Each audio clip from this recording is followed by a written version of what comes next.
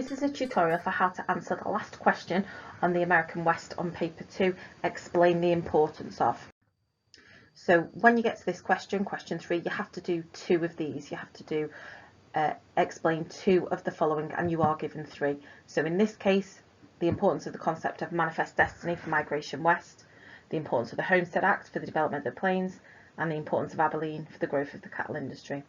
So you have to do 2 of those. So the 2 I'm going to concentrate and talk you through are going to be the first 2, and then you're going to be able to do the last one on your own. If we look at the mark scheme, assessment objective 1, so there are 8 marks for assessment objective 1, which is, if we look down here, accurate and relevant information. So you're using the knowledge that is required to answer the question. You're not going off point, you're not talking about irrelevant facts. You stick to the question, you stick to the facts that are required to answer that question. Assessment objective 2 is all about you being able to explain the consequence and significance of something and analysing its importance. Really, it's asking you, why is that important to that? Why is manifest destiny important to migration west? How did those 2 things link together? You're explaining the importance of that. And you can see there are 16 marks, but you've got to do 2 of these. So you get 8 marks per question. And for each of those, it is 4 marks for your knowledge and 4 marks for how well you were able to analyse that importance. So while we're going through this, just think to yourself, really this question is all about the significance of something. Why did one thing lead to another? Okay, why was it important? What impact did it have? So I'm going to start with the first one, the importance of the concept of manifest destiny for migration west. So we know that manifest destiny is this concept that US settlers believed it was their right to take over this land. So I'm going to talk about that. I'm going to give some examples of manifest destiny in action, and then I'm going to try and link it back to the question. You should see throughout the answer it'll have phrases such as this meant that, or as a result of this, which is going to try and get into those higher marks, because I'm really explaining the importance of manifest destiny and the impact it had on migration west and encouraging people to migrate. So the concept of manifest destiny was important for migration to the west, as it gave US migrants a motive to settle on the land. It gave them a reason to do it. This is because the idea of manifest destiny said it was the US settlers' right to claim and live on this land, and it was their right to populate this area and to spread Christianity. This meant that US settlers believed they were completely justified in taking the land and the resources. For example, when gold was discovered in California in 1849, many hundreds of migrants headed to California in order to take the gold and find their fortune. It also provided a good reason to populate areas and turn them into US states. For example, California became a US state after the gold rush when the population had reached 60,000. Many homesteaders would have believed it was their God-given right to stake a claim on a homestead plot and live on it, regardless of how this would impact on the nomadic Native Americans.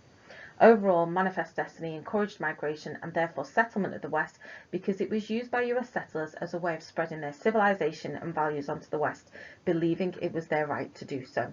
So I've made my point. I've put some examples in there, some specific facts that show manifest destiny in action, and then I've finished by explaining that connection with manifest destiny and the migration west, why one had an impact on the other.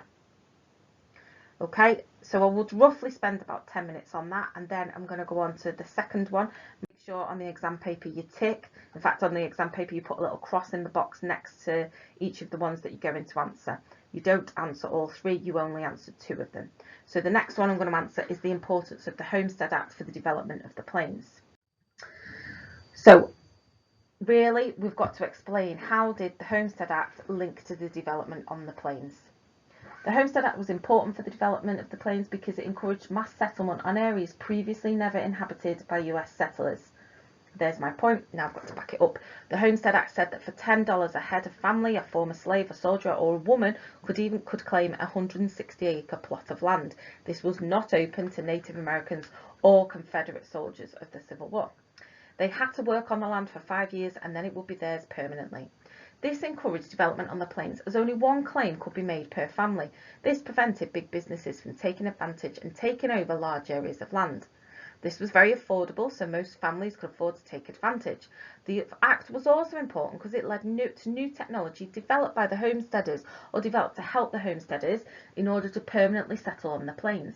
For example, the wind pump solved the problem of the lack of water as it drew water from underground.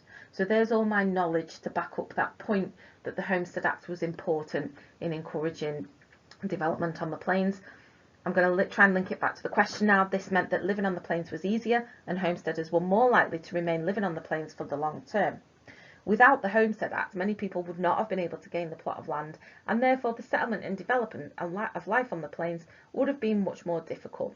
So therefore I've tried to say at the end, well, that's why the Homestead Act was really important, and without it, settlement on the plains would have been very difficult. Okay, the third one, you're obviously not going to do 3, but you're going to have a go at doing this one. The importance of Abilene for the growth of the cattle industry. So Abilene, remember, was the first cow town developed by Joseph McCoy, who put a lot of money into marketing the Chisholm Trail so that he could get his cattle up from the south up to Abilene in Kansas, where the railroad met the Chisholm Trail, and then the cattle could be put in pens and then taken to industrial cities in the north like Chicago, where they could then be sold and turned into meat. So the question's asking you really the connection between Abilene and the growth of the cattle industry, and I've put some points from the mark scheme from the exam board that you could include in your answer. You don't have to include these, but you could do. So Abilene's position was important because of the railroad, where the southern cattlemen and the northern buyers could trade. Abilene's growth as a settlement with offices, cattle pens, saloons and hotels encouraged the growth of the cattle industry. So Joseph McCoy set up 4 hotels and 10 saloons in order to accommodate the cowboys when they got the cattle up north on the long cattle drives. It also meant that they weren't threatened by attacks from the Native Americans, and this encouraged the use of the town by those involved in the cattle industry, so the town started to grow. And then other towns started to grow as well. So Dodge City, another part of the another town that developed just because of where it was at the end of the Chisholm Trail, and it was set up as an example for other towns to follow. So Abilene was important because of that. Okay, when you've done the Abilene question, the nearer that you get to the exam, answer these questions as well that cover all of the topics within the American West using the same structure, explaining, making your point, backing it up with knowledge and linking it to why it was that important.